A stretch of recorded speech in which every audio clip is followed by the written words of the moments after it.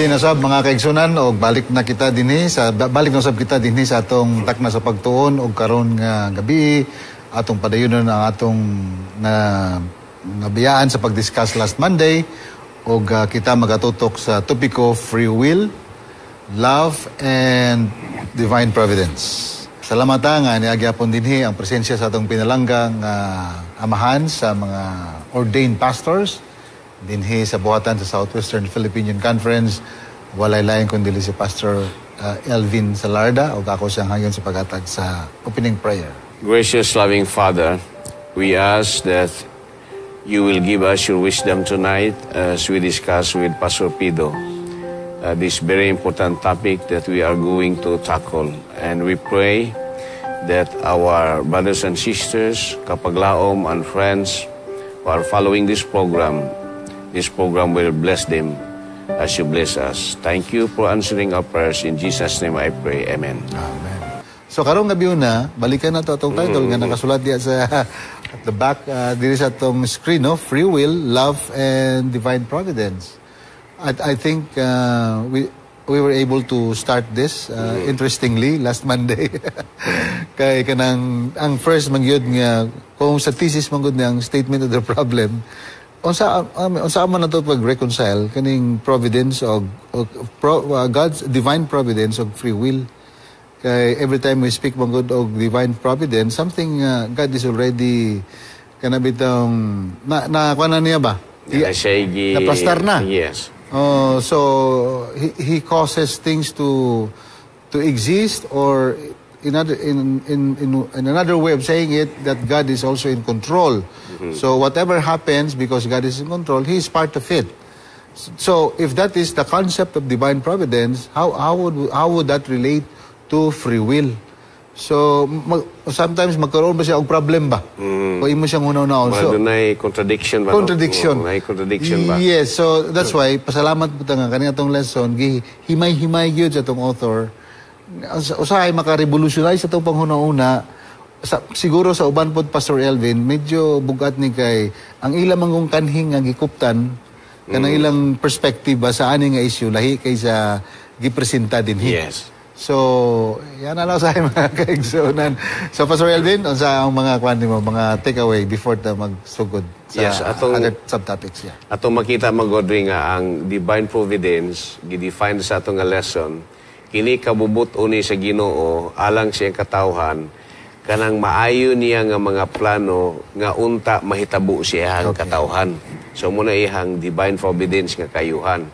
However, ang kini pong free will nga gihatag sa Ginoo sa toa mao ni siya ang ato pod nga katungod nga gihatag sa Ginoo sa toa with all freedom. Iyang gihatag sa toa nga ang usa ka tawo nga iyahang gihimo makahimog kaugalingon niya nga decision bisan pa sa pagsupak sa kaubuton sa Ginoo. Yeah, right. So there is this divine providence nga giplano si Ginoo nga kayuhan siya makatawhan, pero God in His love ihatang gi-create nga dako iyang gugma sa atoa unya gitagaan ta niya og freedom, free will nga makakuna-kuna sa atong kaugalingon because God gusto niya nga ato siyang simbahon, ato siyang simbahon, ato siyang alagaran siya kanang atong free will, kanang atong gugma nga wala tagi pugos niya.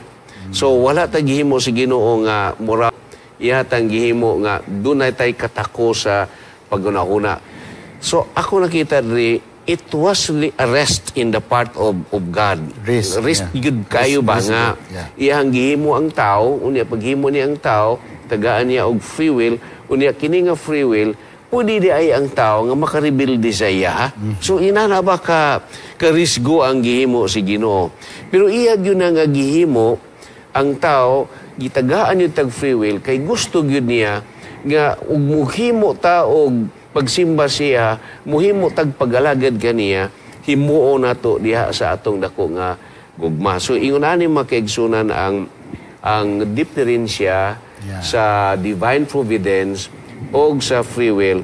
Now, napagani kining predestination nga atong isgutan po sa atong lesson, no? mura ba og ang predestination, ang plano sa Ginoo gipredestine niya ang tao nga pagkatao aning tawhana kun mosulod lang ni siya ang kabubuton, salvation gani, kaluwasan gani. Pero kung ang tao musupak siya ang kabubuton, ni go again siya sa will sa Ginoo, ni go again siya sa predestination sa Ginoo nga unta maluwas siya, ang Ginoo is helpless po ni ana. Kay dili siya makahimo sa pagsupak sa iyahang paghatag o free will sa mga tao nga ang tao kung musupak niya dili niya mapugos sa pagsulod sa iya. In fact, no, you go now dito sa predestination, but I think ang key po aning principle nga mura bitaw kanang gamijate sa duha ka tension. Tensionado mo ganing free will of divine providence sa sumala po sa gisgutan din sa tong lesson. Pero ang ga-regulate or ang ga-mitigate sa tension between free will and divine providence kaning principle sa love. Ato na po na naisgutan last Monday night nga of course kanang free will magod is a manifestation of kanang sa pagpakita sa gugma sa Ginoo alang kanato or kanang dili lamang pagpakita o kanang pag-reveal sa iyang character. Kay kanang love dili mo na siya extension of his character. No, love is really it's really him. Mo na siya. So love is a noun. It's not a verb or whatever, no, or an adjective. But in this particular case, it's actually a noun, which is actually being kanang na-shift siya into a verb, no, from noun to a verb. So, but anyway, so kung yan na siya nga konsepto, dili possibly dili gid pwedeng dili mahitabo nga ang tao dili makabaton og free will. Tungod in the first place, ang gapairal nga prinsipyo na sa kinaya sa Ginoo is love itself, and in love it follows ba gawas gid ang consequence sa love is always free will.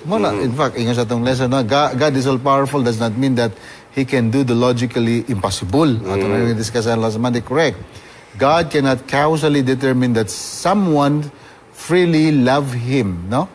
So if freely doing something means to do something without being determined to do it, then by definition it is impossible to make someone freely do something. In short, as we have seen and must re-emphasize, God cannot force anyone to love him.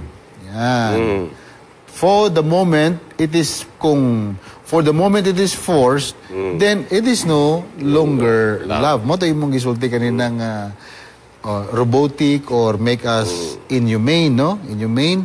So love really is the essence.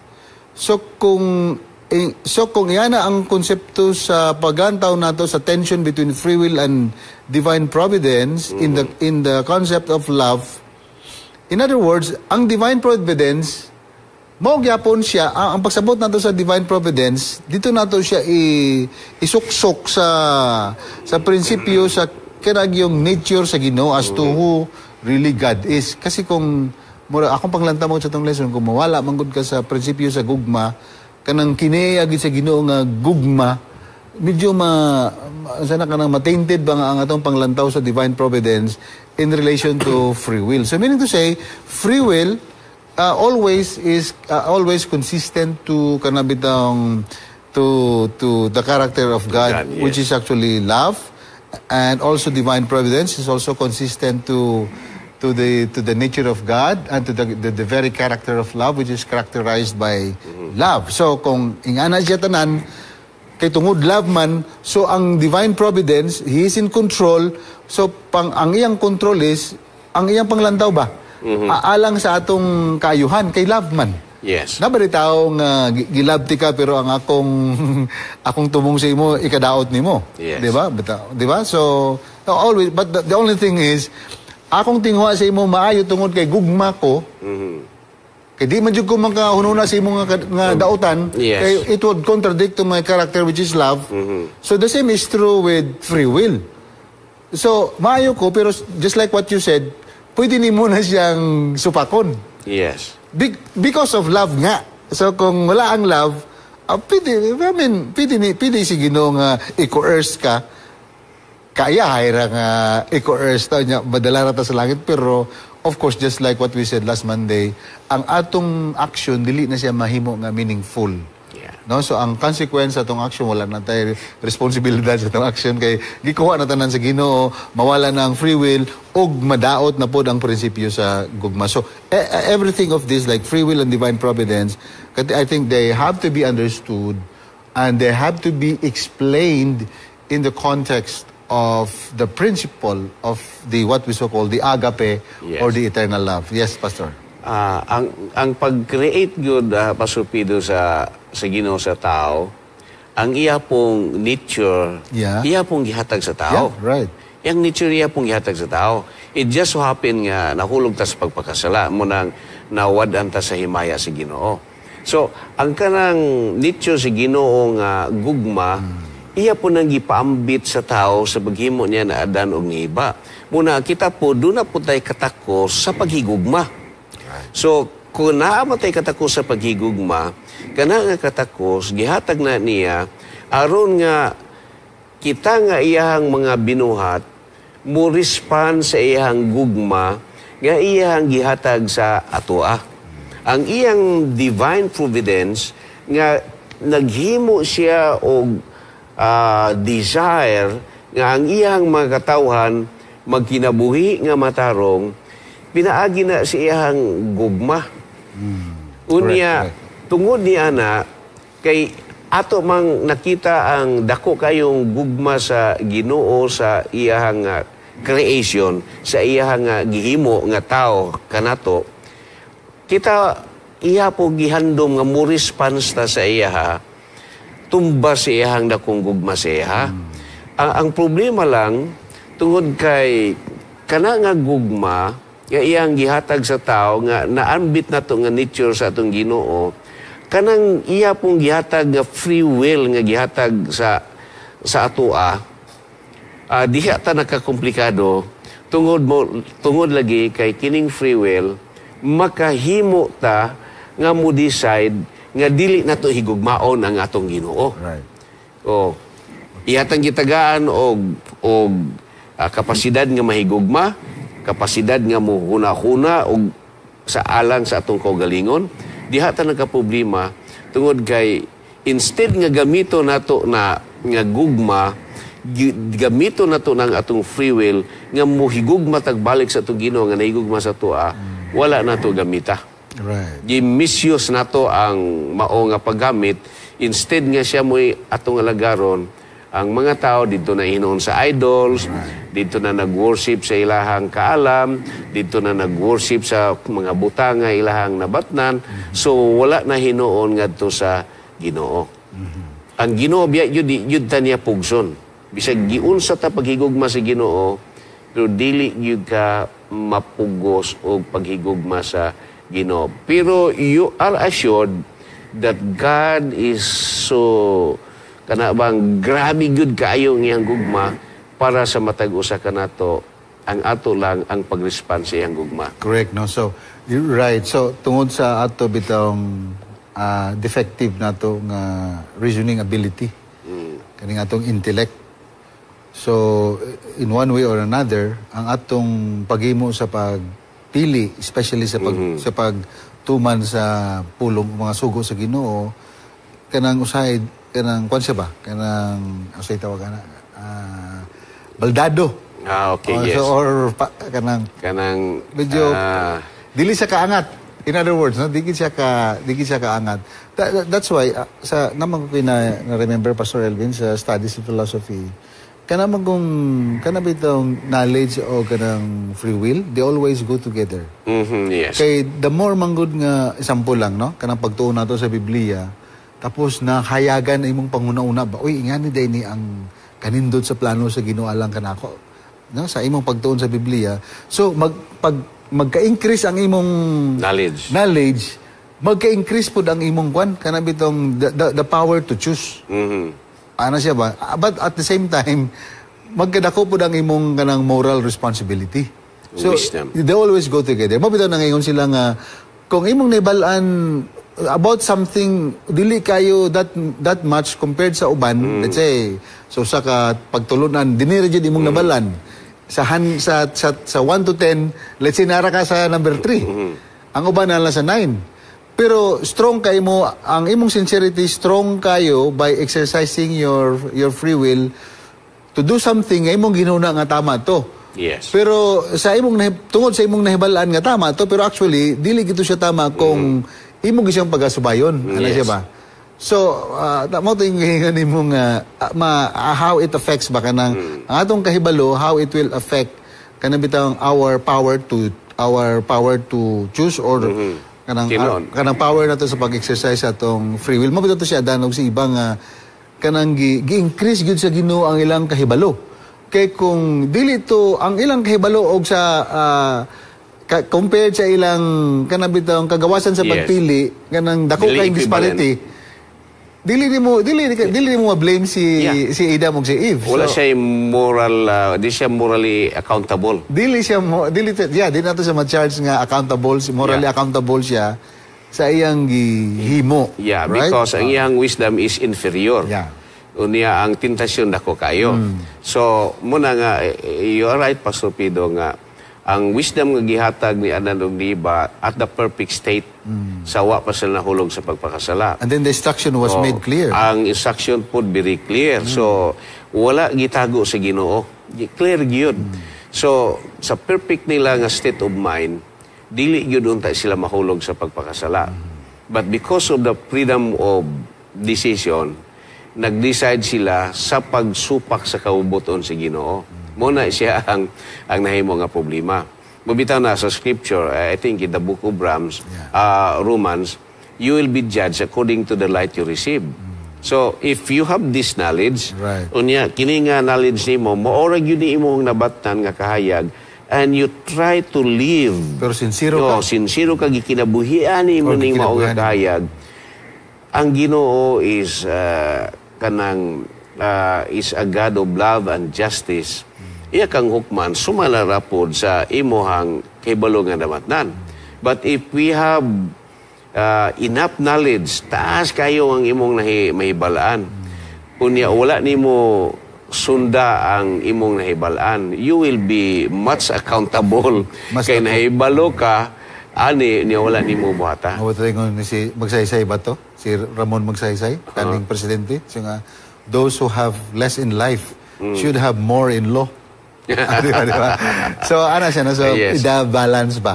So, anyway, this is a very good discussion. Ako, napoy versikulo nga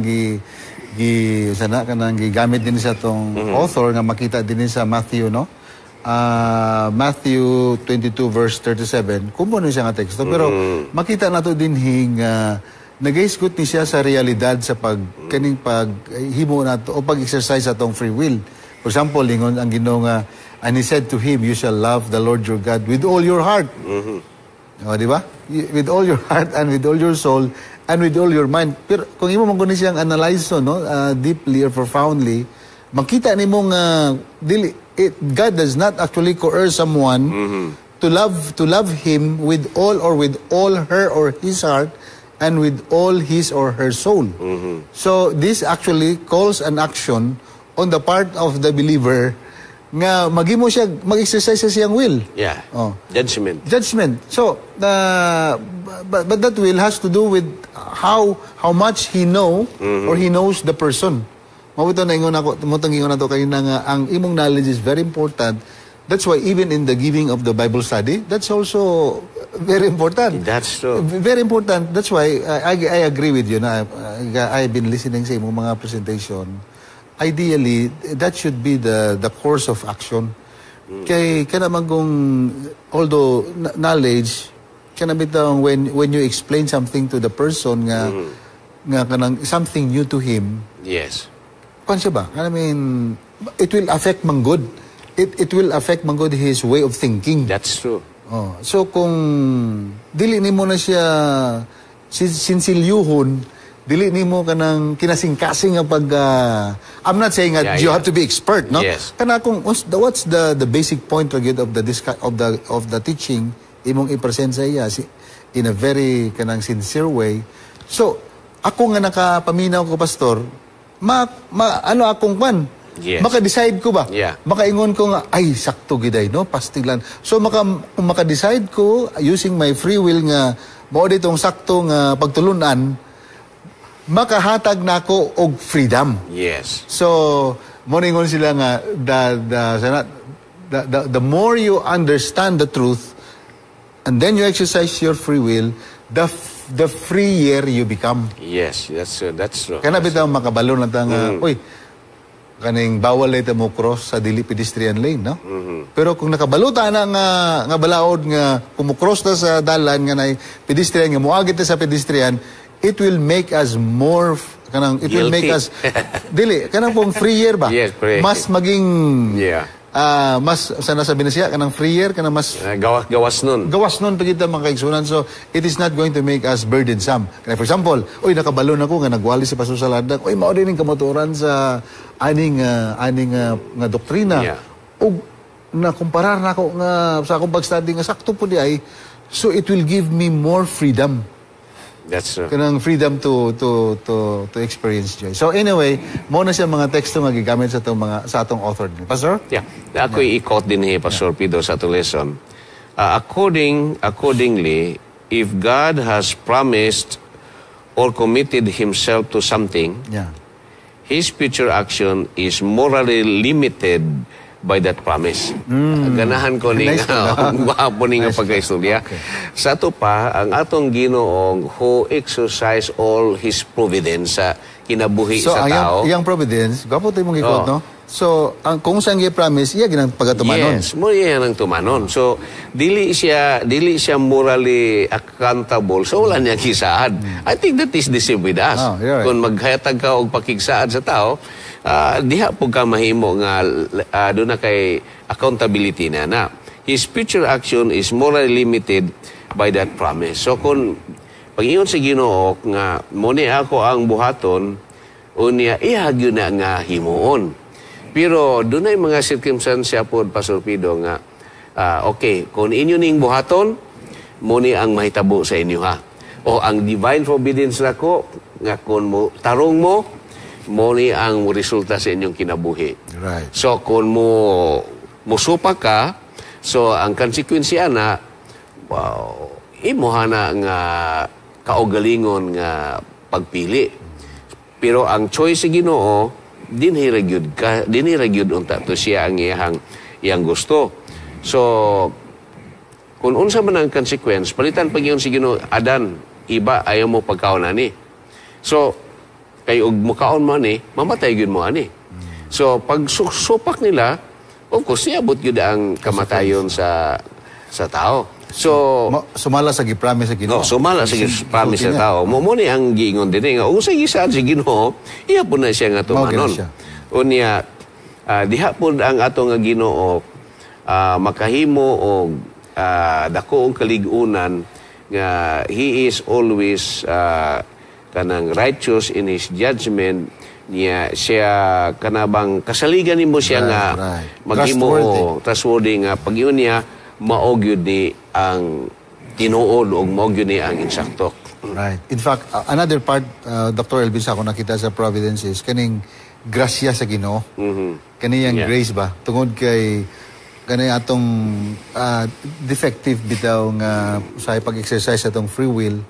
So, pinaagi lamang gud sa iyang grasya nga makahimo ta sa pagsunod sa iyang mga kabubuton alang kanato. So, mo bitaw ningon sa ka-author nga grace daw does not actually destroy free will, but rather it perfects it.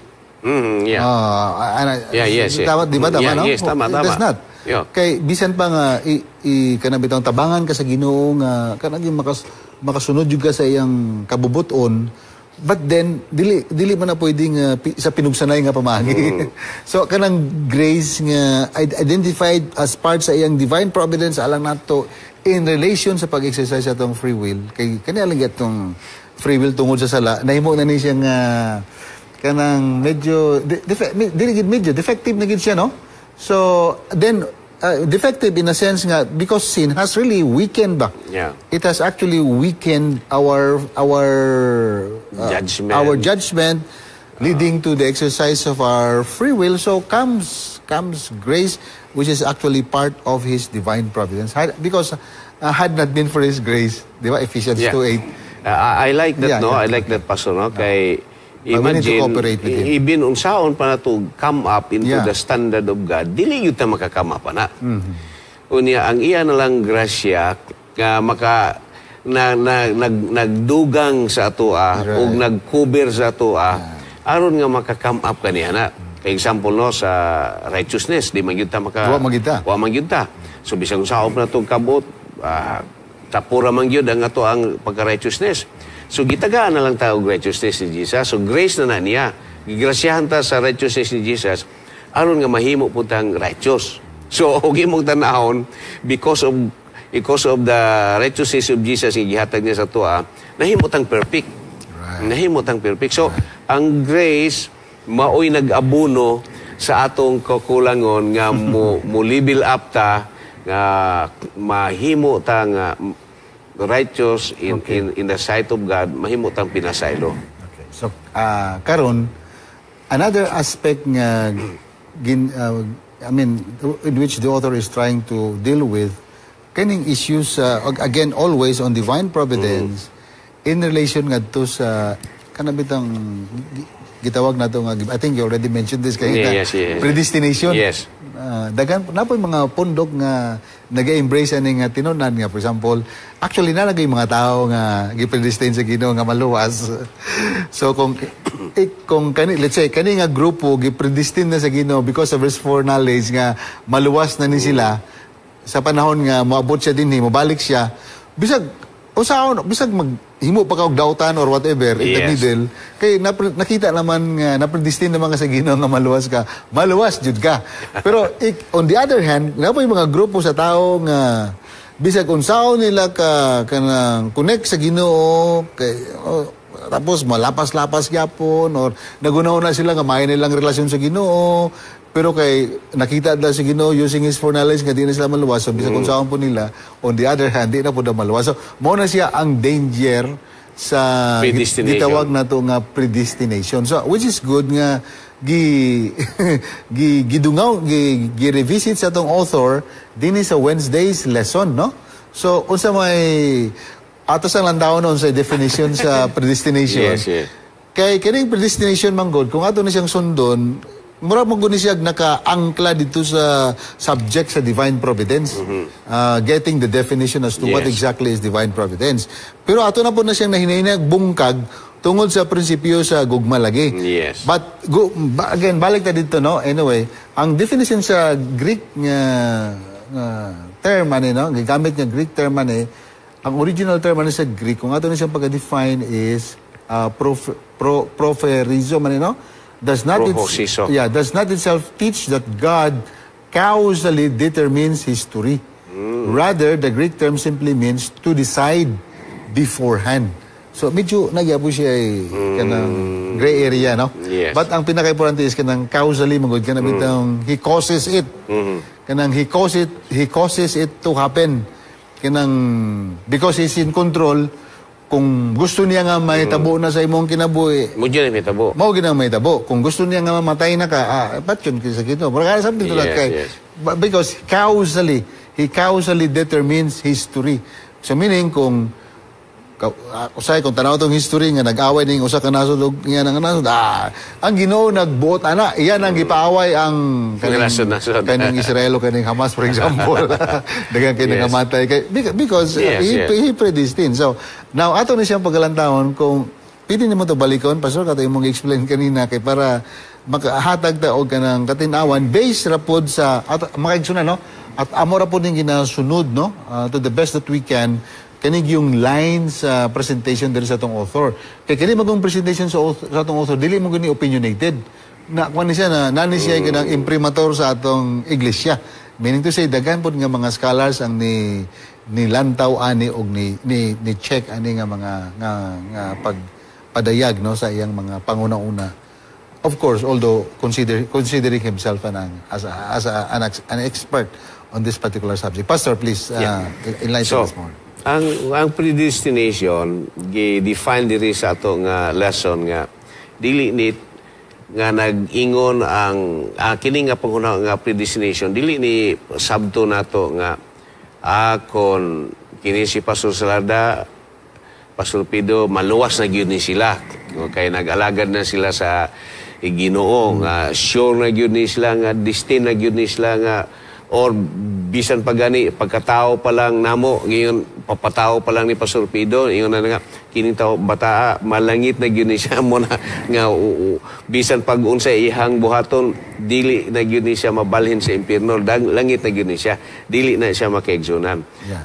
Ang predestination din nga gipasantop sa atong nga lesson nga ang Ginoo doon na siya plano in general nga iyahang giplano nga every person ug mahimo lang gyud maluwas gyud ning mga tawana.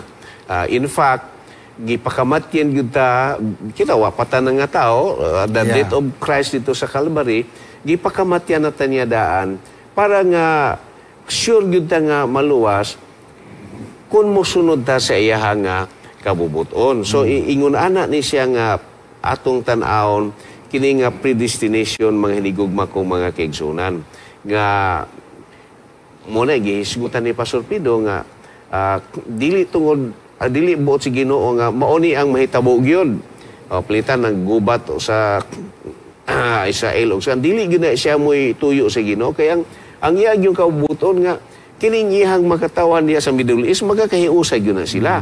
Pero because of the freedom of choice nga ato nga nabatnan, we can go against sa plano sa Ginoo nga maayo kay sa atong kinabuhi. Ang plano sa Ginoo mao gyud ni. Pero og imo nang supakon, ang Ginoo dili pud makabuot nimo. So mao ra gyud ni ako nakita nga girisgo paghimo sa Ginoo ang tao nga makabatunta og gugma, makabatunta sama niya nga adunay nature sa gugma.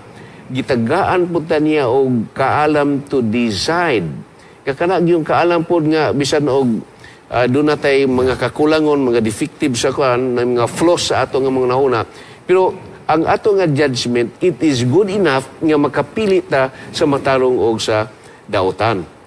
So, sa ingon ana nga panglantaw, ang ato nga salvation, when it comes to our personal nga salvation, is determined by our choice nga mo dawat ni Ginoong Hesus, nga mo aksepta sa kabubuton ni Ginoong Hesus, mo aksepta siyang predestination nga iyahan ang inon ako nga predestination nga iyahan ang gi-propose sa pagkatao pa lang nato daan, sa sabakan patang sa atong ginikanan, doon na siya gi-forecast na daan nga kining mga katawhana para gyud ni siya dito sa langit. Pero again, kung mo supak ta si Ginoo, bisan pa og munay maayong plano niya sa ato ang Ginoo, wa gyud mahimo, masubo na lang siya. Right. So, just like what Pastor Dr. Elvin Salarda has said, no, if we allow mo ni siya nga pagtulunan kaning predestination because of foreknowledge sa Ginoo, kay He's all-knowing, it will actually override, no, kanang principle of kanang free will. So, ang pinaka-teksto gyud nga gibasehan ani sa predestination nga gikuhaan nila og ideya is kini makita sa Romans, no? Yes. I think this is Romans 8, no? 29 and 30. For example, akong basahon makita na, for those whom He foreknew, He also predestined to be conformed to the image of His Son, in order that He might be the firstborn among many brothers. And those whom He predestined, He also called. And those whom He called, He also justified. And those whom He justified, He also glorified. So, this is... ang ganapon ako sa author is, wala niya ni gitago-tago nga text. Yes. Kay pwede yung taniya ni tagoon. Kay mura di man gud nimo pabor sa iyang isang direksyon sa iyang diskusyon, yes. no? sa debate bitaw ka ng debate di maging kamo gamit og teksto nga dili pabor sa imong interest. Ang imong maging gamito nga teksto kana mo pabor sa imong mo pabor sa imong argument, but mo ni ang scholarly. Mo ni gitawag na tong scholarly nga presentation nga magtago-tago og mga bersikulo nga medyo maalanganin siya og kanang explain sa iyang punto pero kani iya gyud gidayag. That's one thing na appreciate na ako sa itong mga authors sa lesson. So, ingon siya din niya, ako lang basahan makaigsunan na explanation niya. The term translated predestined, no, din sa Romans 8:29 and 30. It refers to what God plans for the future. Correct. Based on divine providence, katong ingon ni Pastor Salarda, kay ang Ginoo man sa God of love, ang tanan niyang ginalantaw sa iyang mga katawhan, puro na siya maayo. Kung if I were God, no, dili man na pwede, if I were lang, of course, gusto ginako nga tanan ako nga gilalang, especially mga tao, lalaki o babae o mga bata or unsa man, maluwas gini silang tanan. That is how God foresees ba. Kung giunsa niya paglantaw ang naa sa unahan in relation sa kaluwasan sa iyang mga kaanakan. So that is what predestination means. So after it says here, refers to what God plans for the future after taking into account what God foreknows about the free decisions of creatures. So meaning to say, bisan iyan na nang nakita, pero katong gisultihan nimo nga risgo, nagya po yung sa kabutang nga dili niya mahilabtan. Yes. Katong gitawag na to nga free will sa mga tao nga siya mismo ang naghatod sa tao. Siya mismo ang naghimo ana para sa iyang mga kaanakan. Mabitaw na nga, I remember singon si Aquinas na duha ka types of necessity. Katod ang necessity of coercion and necessity of consequence. Kana bitong in reference to kanang if God knows the future, how can human choices be truly free? Di ba? Mamo ganang question kay may nga mo sila nga kung na-determine na si Ginoo, wala na dili na ta free.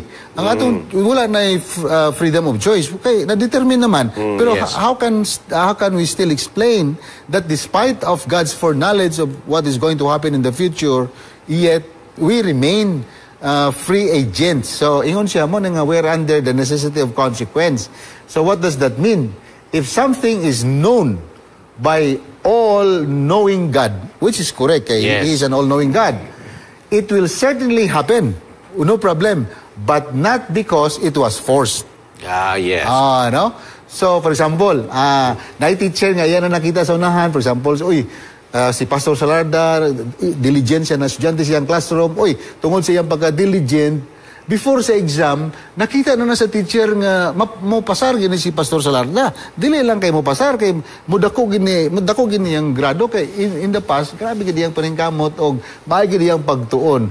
Pero kaning iyang foreseeing sa panghitabo nga after sa mag-take sa exam, ingon si tama sa Aquinas, but it does not actually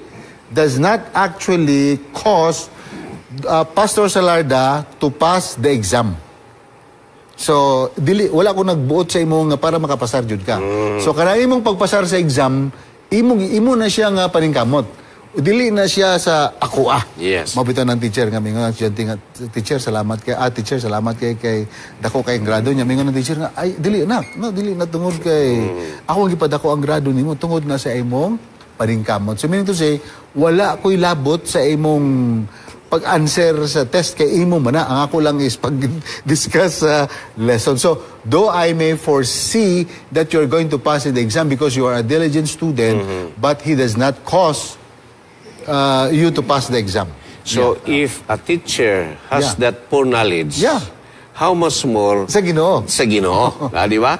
Kung ang atong teacher, inaanak ka bright siya, iyan ang na-forecast na daan, tungod kay naka-observe na siya aning estudyante, how much more ang ato nga creator. Now, dunay usapod ni apoy puntos diri Pastor Pido nga gidala sa atong lesson sa Ephesians 1 verse 11 na gisgutan mangodri nga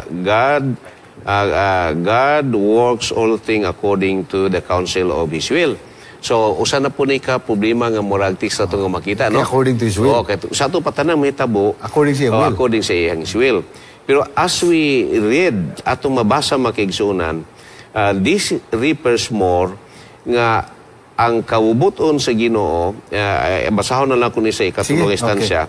This passage makes perfect sense in one simply recognizes a distinction between what we might call God's ideal will and God's remedial will. The ideal will is what God actually refers to occur, which would occur if anyone always did exactly what God's desire. So sa tupak, dili dahil kanang maingon ta nga, kabubuto naman ni si Ginoo, mo ni ang council sa Ginoo, no? The council of His will. Pero giingon sa itong lesson, this is more likely about makaigsunan of God's ideal will para sa iyahang katawhan kung musunod ta sa iyahang kabubuton. Unya napo yung mga bersikulo. Yes, napo yung mga bersikulo, then contradict. Yes, then napo din nga God's remedial will. Napo yung God's remedial will yung mga igsunan. Ang God's remedial will, on the other hand, is God's will that has already taken into account every other factor, including the free decision of creatures. So, ato nga makita din nga kanang atong giingon nga predestination nga mo na gyud na ang mahitabo kay mo nay atong ginahuna kay mo ni ang Ginoo iya na yung gifix ang sa mahitabo sa kalibutan. Dili na siya inana makaigsunan. Ang Ginoo do na lang siya full knowledge of everything that could happen. Pero dili ta niya mapugngan kung musupak ta siya nga kabubuton. Bisan gani kanang atong pagsupak sa kabubuton, atong kabubuton, hapon nga nakita. Pero dili kaniya mapugan og imo nang supakon.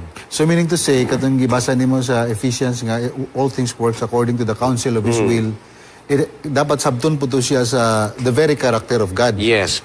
For example, diri gigamit din sa Luke man no? Nasa tong lesson 13:34. Ang masaho na kaning lamen sa Jerusalem. Ingon ng Ginoo, "O Jerusalem, Jerusalem, the city that kills the prophets and stones those who are sent to it. How often have I gathered your children together as a hen gathers her brood under her wings, and you would not." So, ang iyang will, mo ipag-gather unta to sa iyang mga kaanakan. Pero di gid magpag-gather. Pero di gid sila magpag-gather. So, you mean, moto ang kanang kabubuton sa Ginoo, moto ang all things work according to the counsel of His will. So, that's why the author is correct. Nga kung imo na sa pagasabton at its face value sa text, it will always contradict sa daghan pud kay mga bersikulo nga natin. So, I'm not saying nga kanisa nga bersikulo nag-contradict sa other verses. Dili. Wala siya. Dili. Ang kwan ba, ang gipuntuan sa author, kana ba, ang kaulugan, ang konteksto sa bersikulo. Napay mga bersikulo dito. So meaning to say, kung sundo na to siyang argument, kanilang gisulti sa Ginoo din so meaning to say, mao ni ang kagustuhan sa Ginoo. Mao ta niya yung gusto. Pero, tungod sa free will, nag-exercise sila og ilang disobey ang kabubuton sa Ginoo alang nila. Which is possible. Pwede na itong sabto na makiigsunan nga. Muna gingon sa atong lesson nga, ang ideal will. Ang ideal will sa Ginoo, iya kang tapuhon. Pero dili ta mo sunod siya. So meaning, na primary will o na secondary will. Kanang secondary will, ato ana. Ato ana na kaubuton. Kanang primary will sa Ginoo. Pero, siyempre, na may agent. Kita man ang agent. Mo exercise man ta. So, but God has to really work very, very hard in order nga atong pag-exercise sa will, mo align gid dito sa gitawag nimo nga sa to primary will. Kanang ideal will. Ideal will. Ideal will. Bago na siyang mga punto. Mo ni siya ideal will. Okay. So, makigsunan, simple gyud kayo. Ang Ginoo na gyud siya maayo kayong plano sa tua. Pero kung ato siyang supakon, dili po niya ta pugson nga mosunod gyud siya.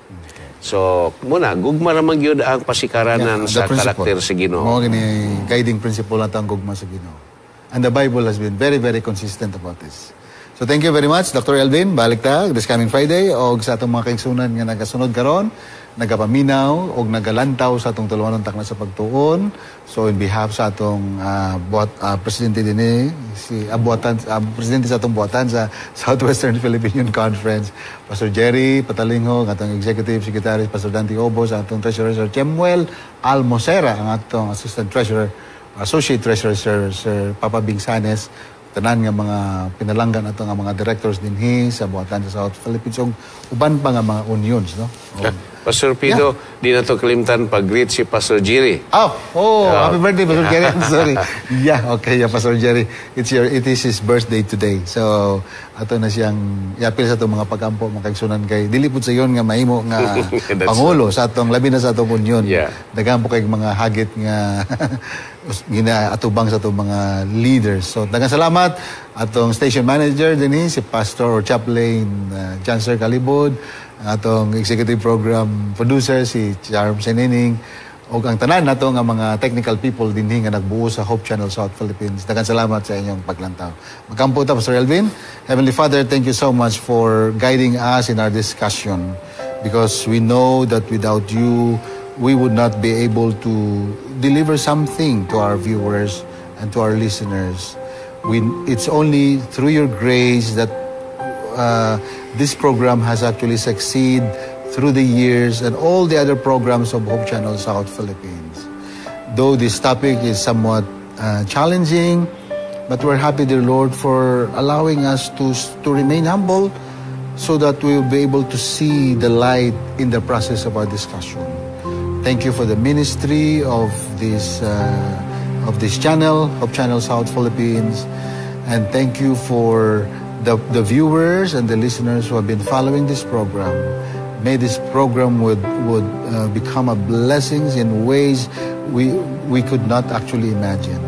May it be that this will also provide healing to those who are not feeling well today. I pray, the Lord, for the special providence of your healing touch to be given to them, so that those who are sick and not feeling well may experience not only physical but spiritual healing as well. Thank you for listening to our supplication tonight.